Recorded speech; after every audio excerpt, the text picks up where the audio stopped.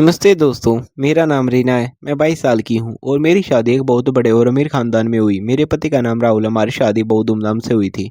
चारों तरफ खुशियों का माहौल था, रंग-बिरंगी लाइटें, ढेर सारी मिठाइयाँ और रिश्तेदारों की भीड़ है, हर कोई खुश था। और मुझे लग रहा था जैसे मेरी ज़िंदगी किसी नई कहानी की शुरुआत कर रही है। उस दिन मुझे लगा था कि अब मेरी ज़िंदगी हमेशा खुशियों से भरी रहेगी। लेकिन कभी-कभी ज़िंदगी हमारे लिए कुछ और ही सोच कर रखती है। शादी के कुछ ही दिनों बाद राहुल को अपनी नौकरी के कारण विदेश जाना पड़ा। जिस दिन वह मुझे छोड़कर जाने लगा, उस दिन मेरे दिल में एक अजीब-सा खालीपन था। हवाई अड्डे पर जब उसने मुझे अलविदा कहा तो मैंने मुस्कुराने की कोशिश की, लेकिन अंदर से मैं बहुत उदास थी। राहुल ने कहा कि वह जल्दी लौट आएगा और मुझे बिल्कुल चिंता नहीं करनी चाहिए। लेकिन मैं जानती थी कि उसका काम बहुत व्यस्त है और उस शायद उसे लौटने में काफ़ी समय लग सकता है। राहुल के जाने के बाद मैं उस बड़े से घर में अकेली रह गई। वह घर बहुत शानदार था, बड़े कमरे, सुंदर सजावट, हर सुविधा मौजूद थी। घर में नौकर-चाकर भी थे जो हर काम सँभाल लेते थे, लेकिन इसके बावजूद मुझे उस घर में एक अजीब-सी खामोशी महसूस होती थी। राहुल अक्सर फ़ोन करता था और मेरे हाल-चाल पूछता, लेकिन फ़ोन पर की गई बातों में वह अपनापन नहीं होता जो एक साथ रहने में महसूस होता है। मैं हर दिन उसके लौटने का इंतज़ार करती थी, लेकिन समय धीरे-धीरे बीतता जा रहा था और मेरा अकेलापन बढ़ता जा रहा था। मैं एक शादीशुदा औरत थी और मेरे मन में भी भावनाएँ थी और मुझे अपने पति का साथ चाहिए था, उसके साथ बिताया हुआ समय चाहिए था, लेकिन वह सब मुझसे दूर था। कई बार रात को जब मैं अपने कमरे में अकेली होती तो मुझे बहुत खालीपन महसूस होता था। मुझे लगता था जैसे इस बड़े घर में सब कुछ होते हुए भी मेरे पास कुछ भी नहीं है। इसी दौरान एक दिन राहुल का छोटा भाई रोहन घर आया। रोहन 25 साल का था और हाल ही में अपनी पढ़ाई पूरी करके घर लौटा था। वह कुछ समय के लिए हमारे साथ रहने वाला था। रोहन स्वभाव से बहुत हँसमुख था, उसकी बातों में एक सादगी थी और उसकी मौजूदगी से घर में एक नई रौनक आ गई थी। पहले-पहले मैं उससे सामान्य तरीके से ही बात करती थी, आखिर वह मेरे पति का छोटा भाई था और मेरे मन में उसके लिए सिर्फ़ परिवार वाला ही भाव था। लेकिन धीरे-धीरे मुझे महसूस हुआ कि उसकी मौजूदगी से घर की खामोशी कम हो जाती है।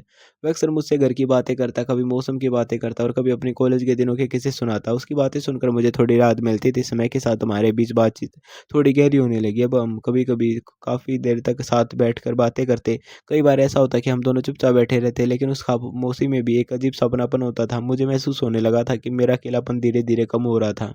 रोहन बहुत सम्मान के साथ मुझसे बात करता था और हमेशा मेरा ख्याल रखता था। एक दिन शाम के समय मैं घर के बरामदे में बैठी थी। मौसम बहुत सुहाना था, हल्की हवा चल रही थी। रोहन भी वहीं आकर बैठ गया। उसने मुझसे पूछा, "भाभी, आप इतनी चुप क्यों रहती हैं?" मैंने हल्की मुस्कान के साथ कहा, "बस ऐसे ही, कभी-कभी मन शांत रहना चाहता है।" रोहन ने कहा, "अगर आपको कभी बात करनी हो तो आप मुझसे कर सकती हैं, मैं सुनने के लिए हमेशा तैयार हूँ।" उसकी यह बात सुनकर मुझे अच्छा लगा। मुझे लगा कि इस घर में कोई तो है जो मेरी बात समझना चाहता है। धीरे-धीरे मैं उसके अपने मन की छोटी-छोटी बातें साझा करने लगी। मैं उसे बताती कि राहुल के जाने के बाद मुझे कैसा लगता है और किस तरह मैं इस घर में खुद को अकेला महसूस करती हूँ। रोहन मेरी बातों को बहुत ध्यान से सुनता और हमेशा मुझे हिम्मत देता।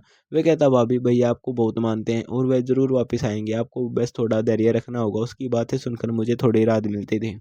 लेकिन दिल का खालीपन पूरी तरह ख़त्म नहीं होता था। कई बार मुझे लगता था कि मेरी ज़िंदगी में कुछ कमी है जिसे मैं शब्दों में नहीं बता सकती। समय बीतता गया और हमारा साथ बढ़ता गया। अब हम कभी-कभी साथ में खाना भी खाते और टीवी भी देखते। रोहन हमेशा कोशिश करता था कि मैं उदास ना रहूँ। उसकी यही कोशिश मुझे उसके करीब महसूस कराने लगी। एक दिन मैंने महसूस किया कि मैं रोहन की बातों का इंतज़ार करने लगी हूँ। अगर वह कहीं बाहर चला जाता तो घर फिर से वैसा ही खाली लगने लगता जैसे पहले लगता था। मुझे समझ नहीं आ रहा था कि ये सिर्फ़ अपनापन है या कुछ और, लेकिन मैं जानती थी कि मुझे अपने मन को सँभाल कर रखना चाहिए क्योंकि वह मेरे पति का भाई था और हमारे बीच एक मर्यादा थी। फिर भी कई बार दिल अपने नियम खुद बनाने लगता है। और इंसान को समझ नहीं आता कि क्या सही है, क्या गलत है। एक शाम जब घर में शांति थी और बाहर हल्की बारिश हो रही थी, मैं ड्राइंग रूम में बैठी थी, रोहन भी वहीं आकर बैठ गया। उसने कहा, "भाभी, आपको बारिश पसंद है?" मैंने कहा, "हाँ, बारिश में एक अलग-सा सुकून होता है।" फिर हम दोनों कुछ देर तक बारिश को देखते रहे। उस पल में एक अजीब-सी शांति थी, लेकिन मेरे दिल में कई तरह के विचार चल रहे थे। मुझे महसूस हो रहा था कि मेरा मन अब पहले जैसा शांत नहीं रहा है। रोहन की मौजूदगी अब मुझे अलग तरह से महसूस होने लगी थी। मैं समझ रही थी कि ये रास्ता आसान नहीं है और अगर मैंने अपने मन को नहीं सँभाला तो आगे चलकर मुश्किलें खड़ी हो सकती हैं। लेकिन उस समय मैं सिर्फ़ इतना जानती थी कि मेरे अकेलेपन में किसी ने मेरे साथ बैठकर मेरा हाल पूछा है और कभी-कभी इतने ही किसी इंसान के लिए बहुत बड़ा सहारा बन जाता है। समय धीरे-धीरे आगे बढ़ रहा था और मेरे जीवन की दिनचर्या भी अब बदल चुकी थी। पहले जहाँ घर की खामोशी मुझे बेचैन कर देती थी, वहीं अब रोहन की मौजूदगी उस सन्नाटे को कुछ हद तक भर देती थी। सुबह उठकर मैं घर के काम-काज देखती, नौकरियों को निर्देश देती और फिर कभी रसोई में थोड़ा समय बिताती। दोपहर के समय अक्सर घर में बहुत शांत हो जाता था, लेकिन अब कई बार रोहन आकर मेरे साथ बैठ जाता और हम बातें करने लगते। उसकी आदत थी कि वह छोटी-छोटी बातों को भी मज़ेदार बना देता और उसकी बातों पर मुझे अनायास ही हँसी आ जाती। मुझे महसूस होने लगा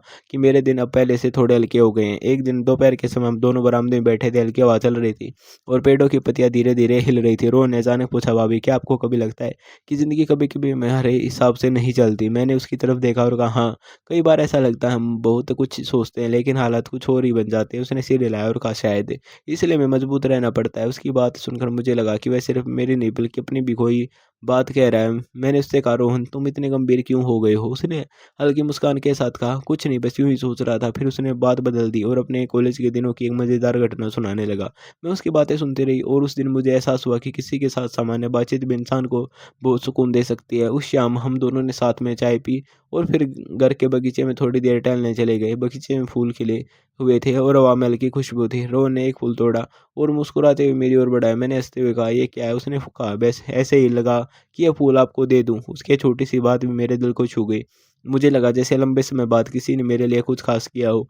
हालांकि मैं जानती थी कि हमें अपने रिश्ते की मर्यादा नहीं भूलनी चाहिए, लेकिन फिर भी मन के अंदर कुछ बदल रहा था। कई बार मैं खुद को समझती कि मुझे अपनी भावनाओं पर काबू रखना होगा क्योंकि यह रास्ता सही नहीं है, लेकिन जब भी रोहन मेरे साथ होता तो मुझे अपने अकेलेपन का बोझ थोड़ा हल्का महसूस होता था। एक रात हम दोनों लिविंग रूम में बैठकर एक फिल्म देख रहे थे। घर के बाकी लोग अपने अपने कमरों में थे और माहौल बहुत शांत था। फिल्म की कहानी दोस्ती और भावनाओं पर आधारित थी। फिल्म देखते हुए कई बार हम दोनों कहानी के बारे में चर्चा करने लगते और फिर वापस स्क्रीन की ओर देखने लगते। उस दौरान मुझे महसूस हुआ कि हमारी बातचीत अब पहले से ज़्यादा खुली हो गई है। रोहन मुझसे बिना झिझक अपने विचार साझा करता है और मैं भी उससे अपने मन की बातें कहने लगी थी। फिल्म खत्म होने के बाद कुछ देर तक हम दोनों चुप बैठे रहे। उस खामोशी में भी एक तरह की समझ थी, जैसे दोनों बिना बोले एक दूसरे के मन की स्थिति समझ रहे हो। रोहन ने धीरे से कहा, भाभी आप हमेशा खुश रहा कीजिए, आपको उदास देखना अच्छा नहीं लगता। मैंने उसकी तरफ देखा और कहा, जिंदगी में सब कुछ हमारे हाथ में नहीं होता, लेकिन कोशिश जरूर करनी चाहिए कि हम मजबूत बने रहे। उसने सिर हिलाया और कहा, आप बहुत समझदार हैं। उसकी ये बात सुनकर मुझे थोड़ी हंसी आई, लेकिन दिल में एक हल्की सी गर्माहट भी महसूस हुई। अगले कुछ दिनों तक मैं अपने मन को समझाने की कोशिश करती रही। मैं चाहती थी कि सब कुछ सामान्य रहे और हमारे बीच वही सम्मान बना रहे जो होना चाहिए, लेकिन इंसान इंसान का दिल कई बार तर्क से ज़्यादा भावनाओं को सुनता है। एक दिन शाम के समय तेज बारिश होने लगी। आसमान में बादल गरज रहे थे और हवा भी काफी तेज चल रही थी। मैं बाहर सूखने के लिए डाले हुए कपड़े अंदर लाने गई। बारिश अचानक तेज हो गई और मैं जल्दी जल्दी कपड़े समेट कर अंदर आई। उस समय मैं थोड़ी घबरा गई थी क्योंकि मौसम अचानक बदल गया था। जब मैं लिविंग रूम में पहुंची तो रोहन वहाँ बैठा था। उसने मुझे देखा और तुरंत उठकर बोला, भाभी आप ठीक है? मैंने कहा, हाँ, बस बारिश अचानक तेज हो गई। वह थोड़ा चिंतित लग रहा था। उसने कहा, आपको ठंड लग जाएगी, आप जाकर आराम कर लीजिए। उसकी ये चिंता देखकर मुझे लगा कि वह सच में मेरा ख्याल रखता है। मैं सोफे पर बैठ गई और कुछ देर तक हम दोनों चुप रहे। बार बारिश की आवाज़ गूंज रही थी और कमरे में हल्की रोशनी थी। उस समय मुझे लगा कि मेरे मन में जो भावनाएं हैं उन्हें अब और छिपाना मुश्किल हो रहा है, लेकिन मैं ये भी जानती थी कि अगर हमने अपने कदम गलत दिशा में बढ़ा दिए तो उसका परिणाम बहुत बुरा हो सकता है। मैंने धीरे से कहा, रोहन कभी कभी इंसान बहुत अकेला महसूस करता है, भले ही उसके आसपास लोग हों। उसने मेरी तरफ देखा और कहा, मैं समझ सकता हूँ भाभी, लेकिन मैं अपने फैसले बहुत सोच समझ कर लेने चाहिए। उसकी बात में सच्चाई थी और उसी पल मुझे एहसास हुआ कि वह भी स्थिति की गंभीरता को समझता है। हम दोनों कुछ देर तक उसी विषय पर बात करते रहे और अंत में ये तय किया कि हमें अपने रिश्ते की मर्यादा का सम्मान करना चाहिए और किसी भी ऐसी स्थिति से दूर रहना चाहिए जो आगे चलकर परेशानी का कारण बन सकती है। उस रात के बाद मैंने अपने मन को थोड़ा मजबूत बनाने की कोशिश की। मैंने तय किया कि मुझे अपने जीवन को सही दिशा में ले जाना है और भावनाओं के कारण कोई ऐसा कदम नहीं उठाना जिस पर बाद में पछताना पड़े। रोहन भी अब पहले से ज़्यादा सावधान रहने लगा था। वह हमेशा सम्मान के साथ दूरी बनाए रखता और कोशिश करता कि मैं खुद को अकेला महसूस ना करूं, लेकिन वह भी समझ चुका था कि मैं अपनी सीमाओं को नहीं भूलना चाहिए। समय बीतता गया और धीरे धीरे जिंदगी फिर से एक नए संतुलन की ओर बढ़ने लगी। हालांकि मेरे दिल में कई बार पुरानी भावनाएं जाग जाती थी, लेकिन मैं खुद को याद दिलाती कि सही और गलत के बीच फर्क समझना बहुत जरूरी है, क्योंकि एक छोटी सी गलती कई जिंदगियों को बदल सकती है। समय धीरे धीरे आगे बढ़ता जा रहा था और जिंदगी फिर से एक सामान्य रास्ते पर लौटती हुई दिखाई दे रही थी। मैंने अपने मन को समझा लिया था कि भावनाओं के बहाव में बहकर कोई ऐसा कदम नहीं उठाना चाहिए जिसे आगे चलकर पछताना पड़े। रोहन भी पहले से ज्यादा गंभीर और समझदार व्यवहार करने लगा। वह हमेशा सम्मान बनाए रखता और कोशिश करता कि हमारे बीच किसी तरह की असुविधा न आए और हम दोनों पहले की तरह सामान्य बातें करते थे। घर के कामकाज, परिवार की बातें और भविष्य की योजना पर चर्चा करते थे। कभी कभी हम बगीचे में बैठकर चाय पीते और जीवन के अलग अलग पहलुओं पर बात करते। उन बातों में एक परिपक्वता जैसे हम दोनों ने अपने अनुभव से कुछ सीख लिया हो। एक दिन सुबह जब मैं रसोई में थी, तो रोहन वहाँ आया और बोला, भाभी मैं कुछ दिनों के लिए शहर से बाहर जाना चाहता हूँ। मुझे काम के सिलसिले में जाना होगा। मैंने उसकी तरफ देखा और कहा, यह तो अच्छी बात है। अगर ये आपके भविष्य के लिए अच्छा है तो ज़रूर जाइए। उसने मुस्कुरा कर कहा, आप हमेशा मुझे सही सलाह देती हैं। उसकी आवाज़ सुनकर मुझे अच्छा लगा, लेकिन साथ ही यह भी महसूस हुआ कि अब हमारे रास्ते धीरे-धीरे अलग हो रहे हैं। उसी दिन शाम को हम दोनों बरामदे में बैठे थे। हवा हल्की ठंडी थी और आसमान में बादल छाए हुए थे। रोहन ने कहा, भाभी ज़िंदगी हमें बहुत कुछ सिखा देती है, अगर हम सीखना चाहें। मैंने कहा, हाँ, सही कहा तुमने। कई बार इंसान अपनी भावनाओं के कारण उलझ जाता है, लेकिन समय के साथ उसे समझ आ जाती है कि सही रास्ता कौन-सा है। उसने गंभीर स्वर में कहा, मैं खुश हूँ कि हमने समय रहते अपने आप को सँभाल लिया। अगर उस समय जल्दबाज़ी में कोई फ़ैसला कर लेते, तो शायद आज हमें बहुत पछताना पड़ता। उसकी बात सुनकर मैंने सिर हिलाया और कहा, सच में कई बार एक पल की कमज़ोरी पूरी ज़िंदगी को मुश्किल बना सकती है। इसलिए समझदारी यही है कि हम अपने रिश्तों और ज़िम्मेदारियों का सम्मान करें। अगले दिन रोहन अपने घर के लिए शहर से चला गया और घर फिर से थोड़ा शांत हो गया, लेकिन इस बार मुझे पहले जैसा अकेलापन महसूस नहीं हुआ, क्योंकि अब मैं अपने मन को मजबूत बनाना सीख चुकी थी। मैंने अपने ध्यान घर के कामों में लगाया और साथ ही कुछ नई चीज़ें सीखने का फैसला किया। मैंने किताबें पढ़ना शुरू किया और समय मिलने पर बगीचे में पौधों की देखभाल करने लगी। धीरे-धीरे मुझे महसूस हुआ कि इंसान अगर खुद को व्यस्त रखे तो वह अपने दुःख और खालीपन को काफ़ी हद तक सँभाल सकता है। कुछ हफ्तों बाद राहुल का फ़ोन आया। उसने बताया कि उसका काम लगभग पूरा हो चुका है और वह जल्द ही घर लौटने वाला है। ये खबर सुनकर मेरे दिल में एक नई उम्मीद जागी। मुझे लगा कि अब शायद मेरी ज़िंदगी फिर से सही दिशा में लौट आएगी। जिस दिन राहुल घर आया, उस दिन घर में फिर से वही पुरानी रौनक लौट आई। उसने मुझे देखकर मुस्कुराते हुए कहा, रीना, मैं तुम्हें बहुत याद करता था।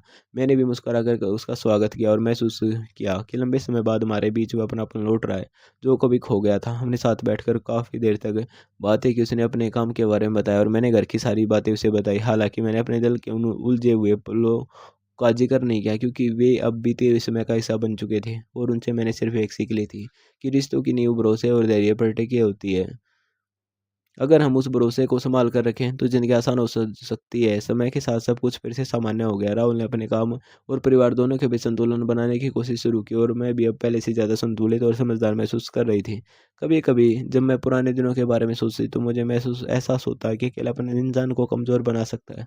लेकिन अगर वही सही समय पर खुद को सँभाल ले, तो वही अनुभव उसे मजबूत भी बना देता है। रोहन भी कुछ महीनों बाद वापस आया, लेकिन अब हमारे बीच वही सम्मान और दूरी थी, जो एक परिवार के रिश्ते में होनी चाहिए। हम दोनों ने उस दौर को पीछे छोड़ दिया और अपने-अपने रास्तों पर आगे बढ़ना सीख लिया। आज जब मैं अपनी कहानी के बारे में सोचती हूँ, तो मुझे लगता है कि ज़िंदगी हमें कई बार मुश्किल मोड़ पर लाकर खड़ा कर देती है। उसमें हमारे फैसले ही तय करते हैं कि हमारा भविष्य कैसा होगा। अगर हम धैर्य और समझदारी से काम लें, तो हम गलत रास्ते पर जाने से खुद को रोक सकते हैं। मेरी कहानी से मैंने ये सीखा कि भावनाएँ बहुत ताकतवर होती हैं, लेकिन इंसान की समझ और ज़िम्मेदारी उससे भी ज़्यादा मजबूत होनी चाहिए, क्योंकि एक सही फैसला कई ज़िंदगियों को खुशियों से भर सकता है। दोस्तों, यही मेरी कहानी है। अगर आपको इसमें कोई सीख मिली हो, तो ज़रूर बताइए और हमेशा याद रखिए कि रिश्तों की असली खूबसूरती भरोसे और सम्मान में होती है।